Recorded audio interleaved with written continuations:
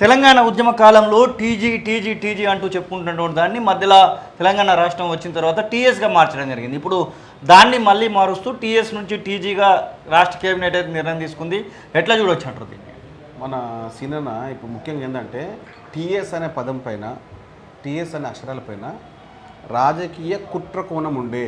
Okay, Telangana అప్పటి రాష్ట్ర ముఖ్యమంత్రి అప్పటి 2014లో అన్నటువంటి వ్యవహార ప్రకారంగా టీఆర్ఎస్ అనే పార్టీని ప్రతిరోజు ప్రజల నోట్లో నానుడి కావాలనే ఉద్దేశంతోనే టీఆర్ఎస్కి అనుబంధంగా టీఎస్ అనే పదాన్ని ఉచ్చరించాలి తెలంగాణ రాష్ట్ర ప్రజలు అని చెప్పి చేసినటువంటి కుట్ర కోణంగా టీఎస్ వచ్చి ఏర్పడింది. ఓకే, మీరు చూడవచ్చు మహారాష్ట్ర మహా MH, Kerala KL, yes, AP Andhra Pradesh, TN Tamil Nadu, yes, TG Telangana. అవును, ఏ స్టేట్లో కూడా స్టేట్ పక్కన లేదు. ఓకే, ఇలాంటి కుట్ర కోణాన్ని తీసుకొచ్చి తెలంగాణ రాష్ట్రం పైన, తెలంగాణ పదం పైన, తెలంగాణ ప్రజల మనోభావాల పైన రాజకీయ కుట్ర చేసినటువంటి కేసీఆర్ గారి కుట్ర కోణాన్ని రేవంత్ రెడ్డి గారు నిన్న పటాపంచలు చేశారు.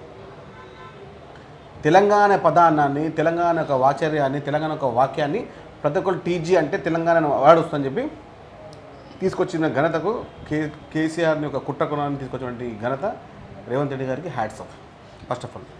ఎందుకంటే తనను కాపాడుకోవాలని చెప్పినటువంటి కేసీఆర్ తెలంగాణ పదాన్ని చంపేసి, ఎస్,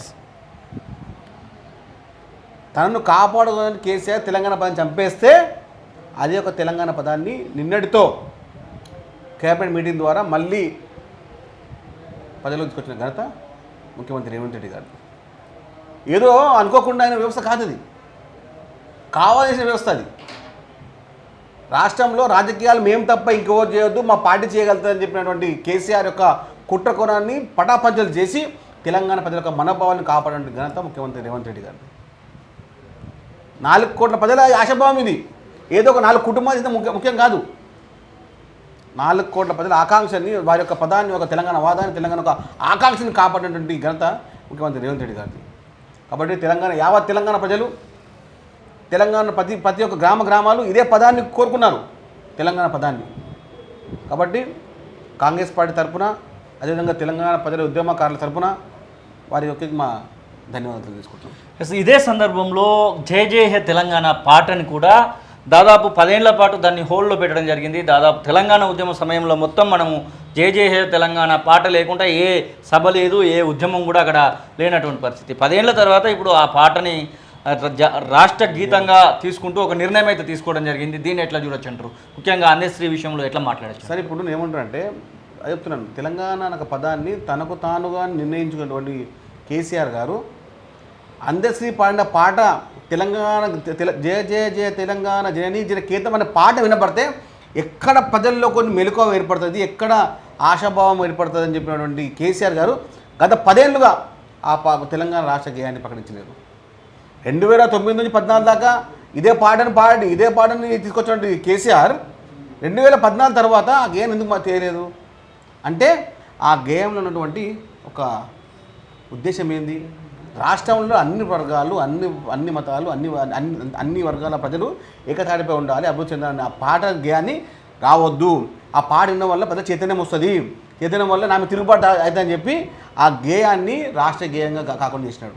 10 సారి విషయ సూచిక ఒక తెలుగు వాచకంలో విషయ సూచిక ఓపెన్ చేయగానే జయ జయ జయ తెలంగాణ అనే పాదం రాకుండా కేసీఆర్ అట్ట చేసిండు.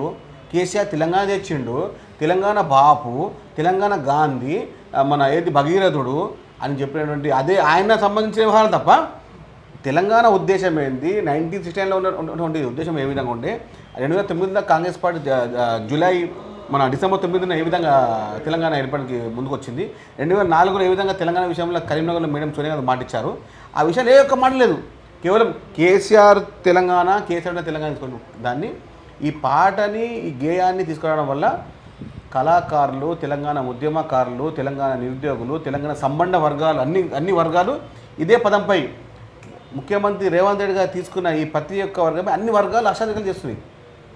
ప్రజల విజయం ఇది. అవును, ప్రజలకు ఆకాంక్ష ఇది, ప్రజల గెలుపు ఇది.